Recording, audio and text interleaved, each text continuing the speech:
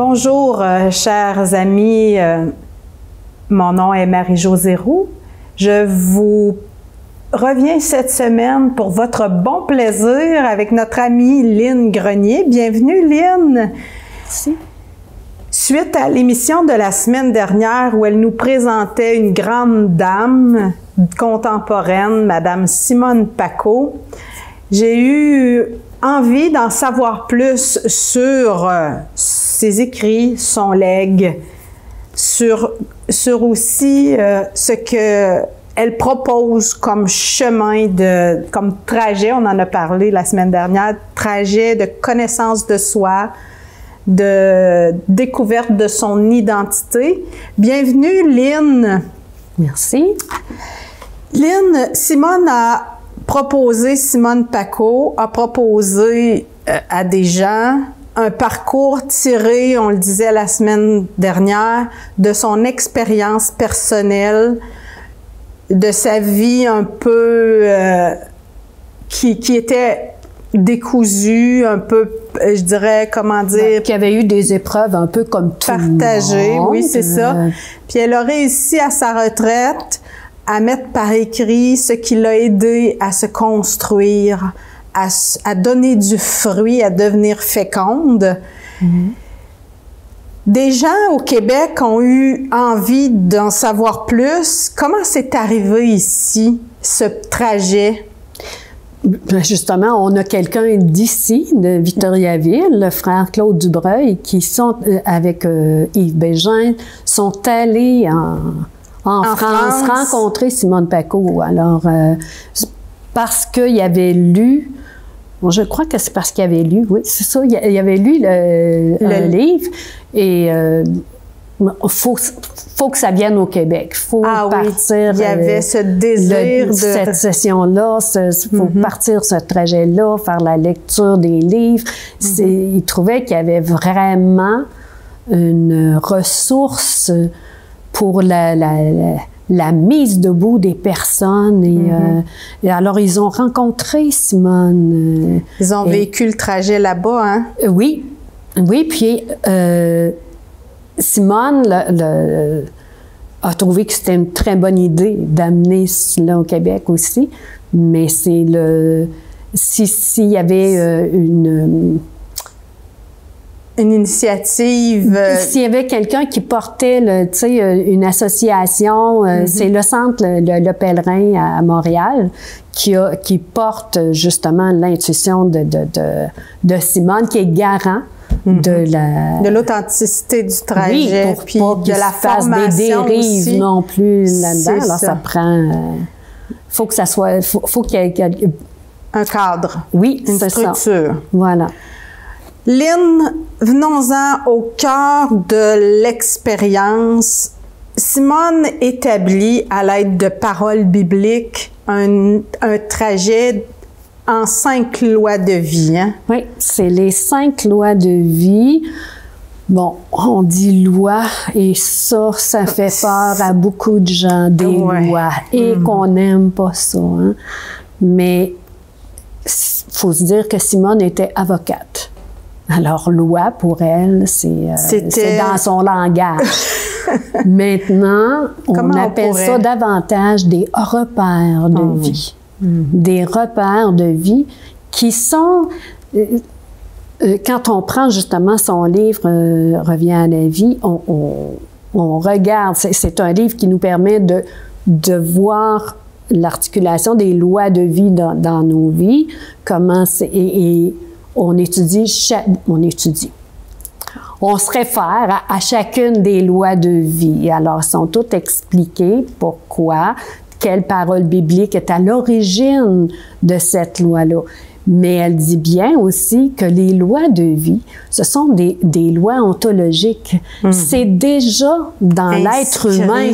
C'est inscrit dans notre ADN, je dirais. Là, alors, dans chaque personne humaine.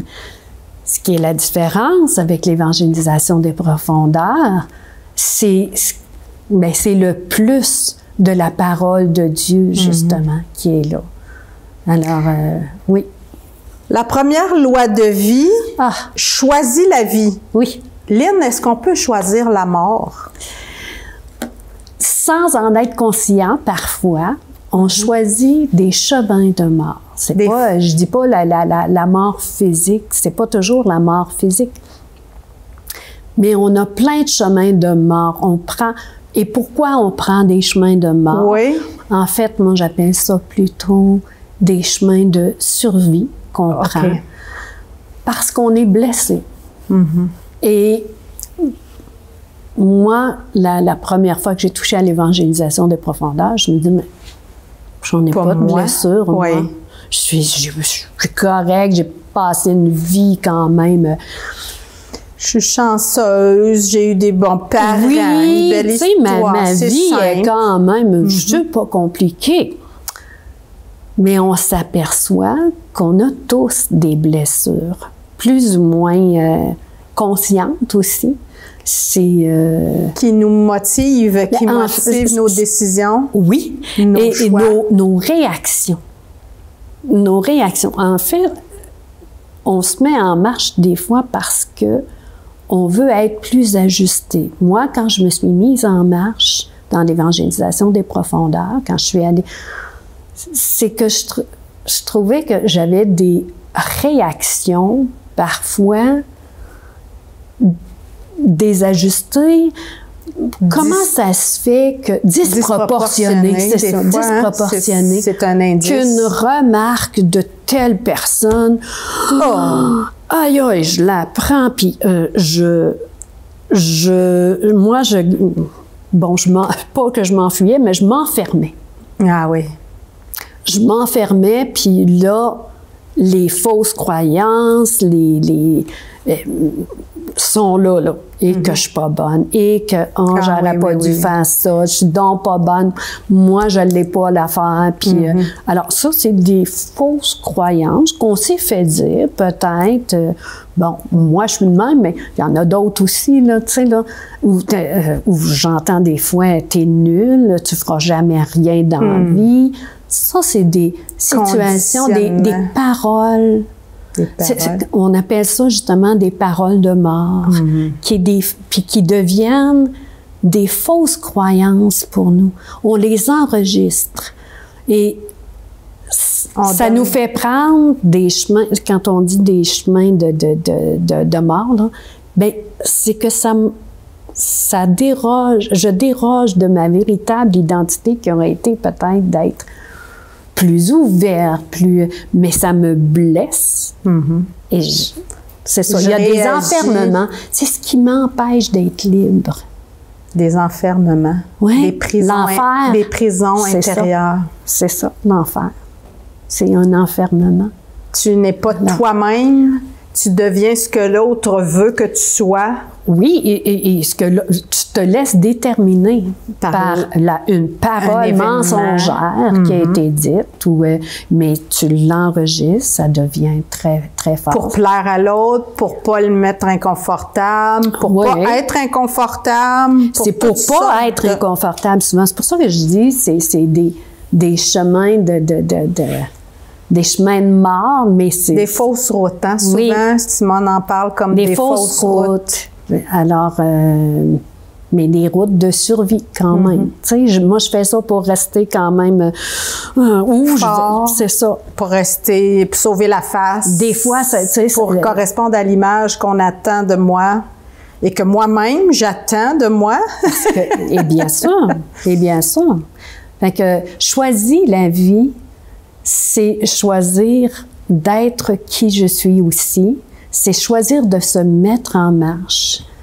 Et tu vois, c'est une parole, quand je dis que c'est une parole, que Simone s'inspire toujours de la parole de Dieu. Parole de Dieu.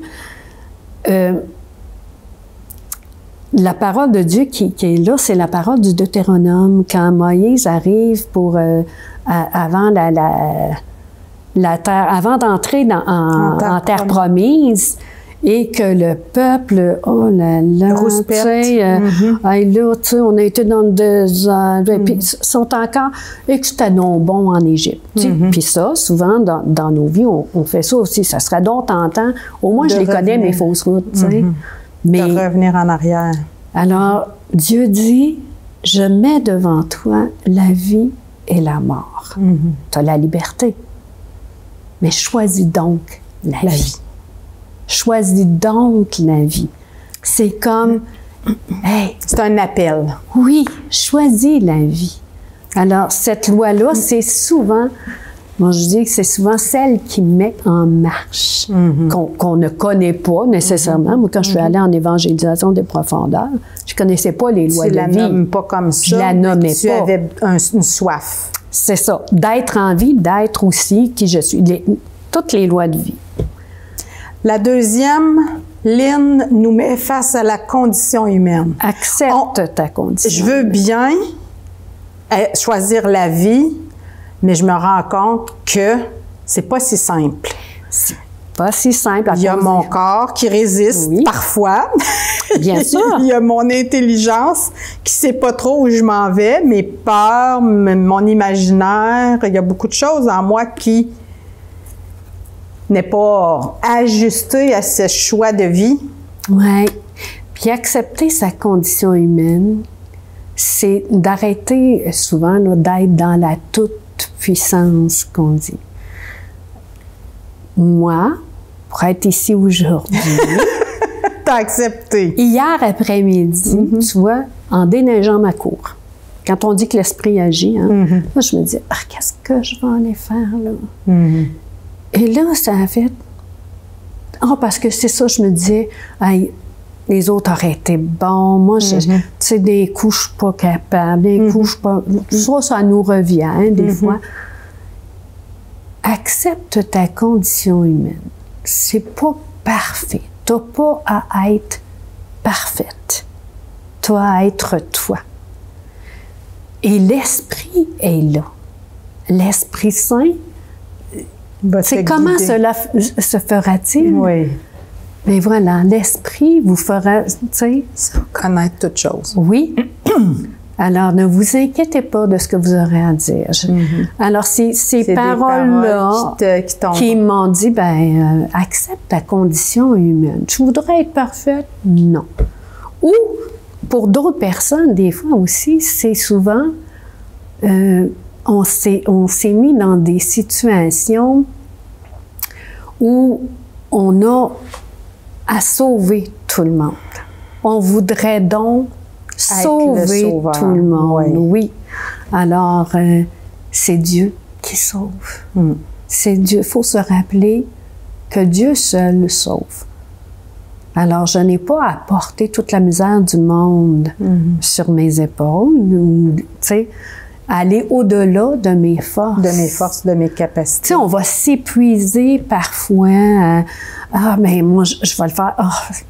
C'est à moi de le faire. Tu sais, on voit ça souvent, même dans des engagements, même dans nos engagements pastoraux. Ben oui. Tu sais, moi, je pensais que j'étais irremplaçable. Il faut que j'en fasse, il faut que je travaille. C'est pas grave, on va m'en demander. Je dis, pas grave, je vais donner. Mais la santé aussi. Alors, et Simone nous le rappelle souvent, on est corps, psyché et cœur profond. Je peux pas toujours... Mon corps, il faut que je l'écoute aussi. Pas en faire une hantise, mais il faut que j'écoute. Le corps parle. Là, tu m'amènes à la troisième loi de vie. Le corps, le cœur profond, l'intellect. Pour Simone, tout ça devait être... ça, c'est l'unité. Ça, c'est la quatrième. La quatrième, pardon. Parce que la troisième, c'est « deviens toi-même ». Ah bon. Et oui, ça, faut pas escamoter ça. C'est pas juste « deviens toi-même ». Deviens toi-même en Dieu, en juste relation avec l'autre. Alors, c'est différent que tu sais, deviens toi-même.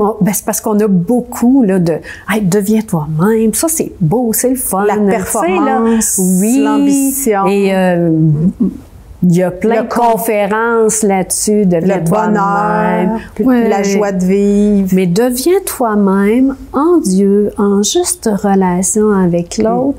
C'est autre chose. C'est sortir souvent de nos blessures de fusion, tu sais, d'emprise. Beaucoup de personnes vivent sous l'emprise des parents ou des conjoints. Des conjoints. Bien souvent, tu vas vivre l'emprise d'un conjoint parce que tu as vécu sous l'emprise des parents. Alors, d'événements. Il y a parfois des événements traumatisants qui deviennent... Oui. Alors, on devient... C'est ça. On devient... De figé. Qui nous fige là. La fusion, ça aussi, on peut se fusionner. Si on a fusionné avec nos parents, des fois, on n'a pas pris la route de la différenciation, hein? Oui. C'est notre autonomie et tout ça. Alors, qu'est-ce que papa va penser? Qu'est-ce que maman? Je vais me... Parfois aussi, on a fait des promesses, hein? Oui, des promesses mal situées. Alors, c'est ça. Je vais... Au chevet de mort d'une personne, on fait des promesses qu'on considérait pas aussi imposantes, ça devient des lourds fardeaux, ça devient des héritages qui nous transforment, qui Alors, on est sous l'emprise de ces promesses-là aussi. Alors, puis, c'est ça, deviens toi-même, ça défait ces fausses routes-là. Oui, ces fausses routes. Les nœuds relationnels, si tu veux. La jalousie, la convoitise. Tu sais, souvent, je regarde tellement ce que l'autre a. Souvent, les proches, les frères et sœurs. Dans la fratrie. Tu sais, fait que je voudrais donc.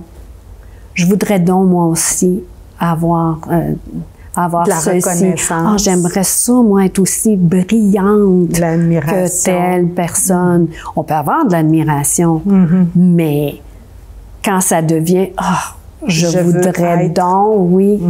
Alors, quand je regarde ce que l'autre a, je suis pas capable de regarder ce que moi j'ai. Comment Dieu m'a créé unique, moi? Je suis créée unique. Il me le dit, tu es créée unique et je t'aime. Tu as du prix à mes yeux. La tentation, je dirais, de regarder les saints et les saintes, c'est d'avoir envie d'être comme eux. C'est un piège, hein? Tu penses pas? Oui. Je peux admirer, je peux dire, oui, cette personne-là. Alors, comment moi, c'est de se resituer.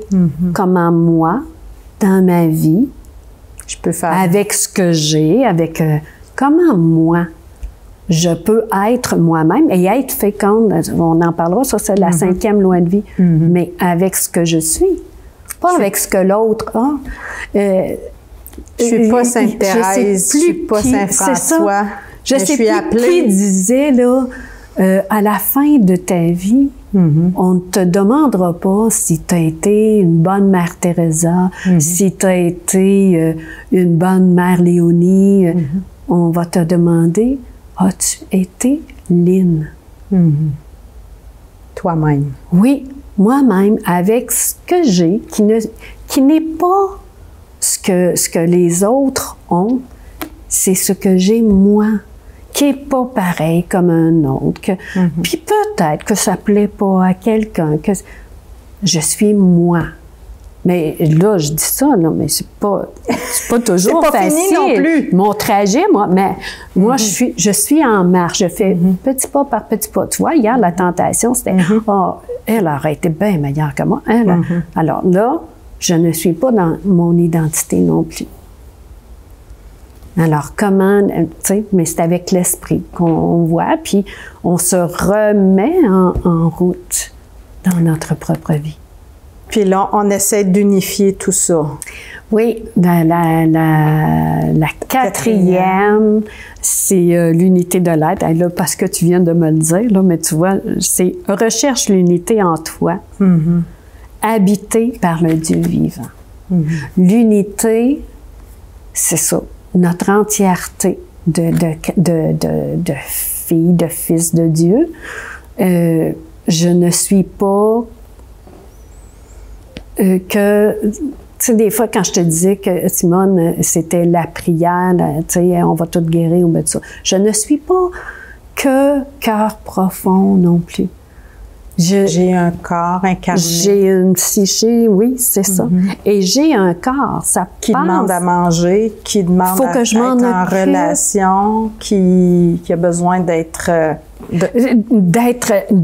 aimé, d'être choyé, tu sais. Qu'on prenne soin. Oui.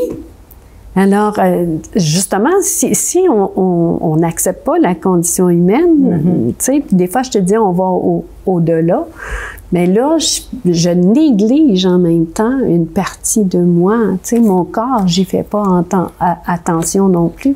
Alors, et le Christ passe par tout ce que je suis, l'entièreté de ma personne. Alors, l'unité, faire l'unité en soi, c'est d'accepter aussi de faire attention à toutes les dimensions de mon être. Les alimenter chacune. Oui. Oui, mon intelligence aussi, il faut que je l'alimente. Je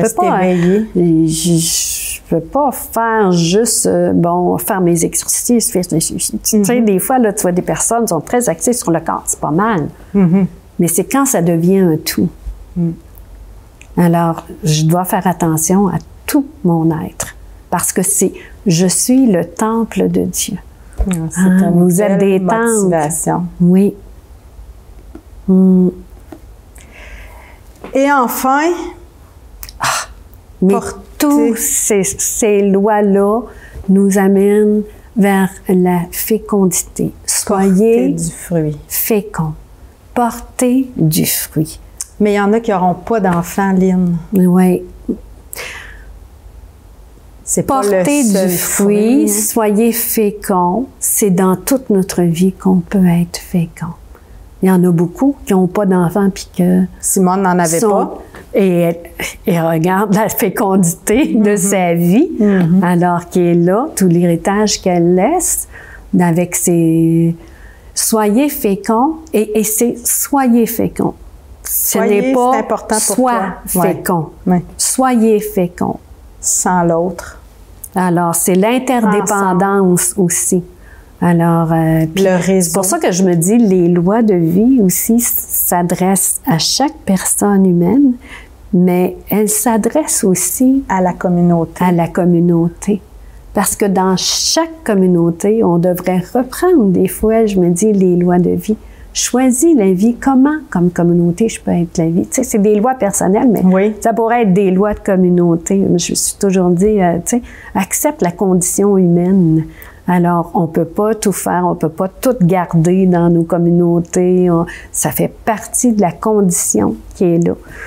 Alors, la troisième, la même chose, tu sais, deviens toi-même. Mais comment, comme communauté, on peut être ce qu'on est appelé à être aussi. Puis différent de ce qu'on était, parfois? Oui, différent de ce qu'on était, différent d'une autre communauté. On n'aura pas... Mais comment on peut être vivant à travers ça?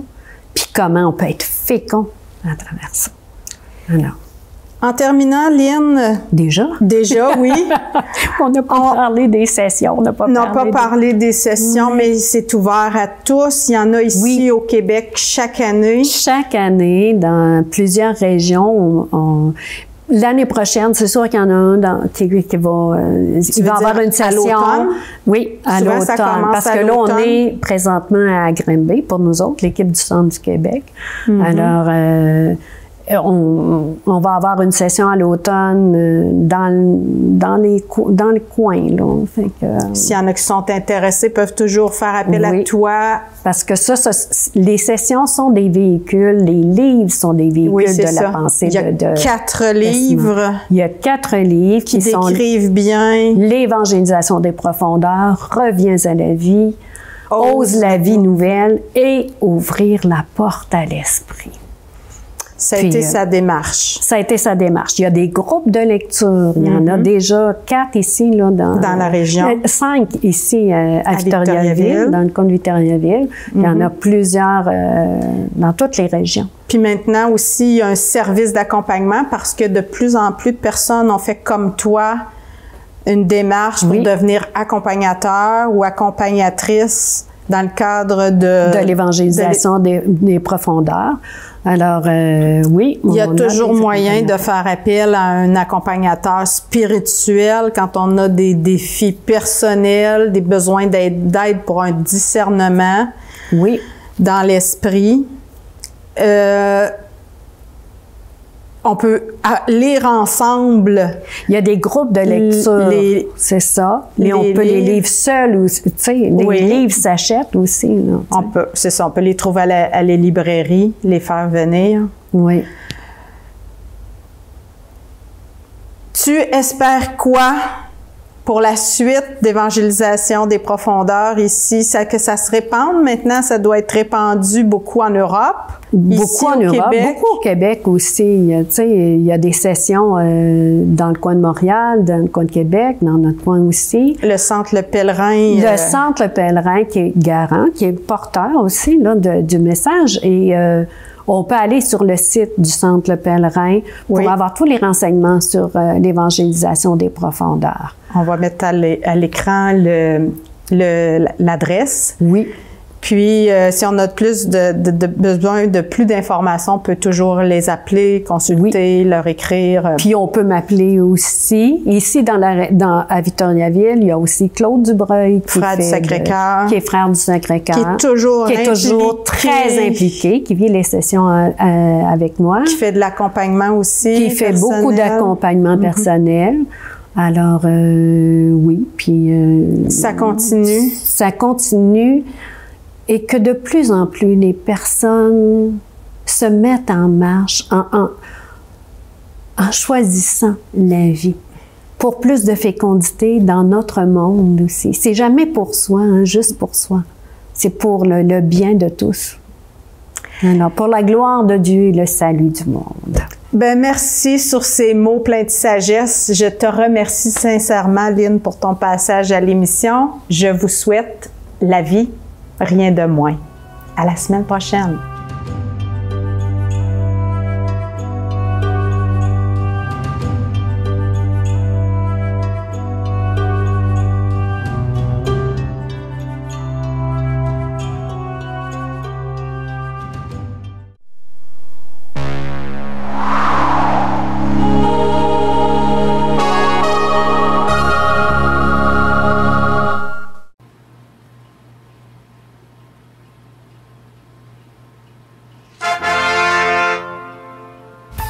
Mardi soir, 19h. Plus de 1500 $ à gagner. Télébingo, rien d'autre.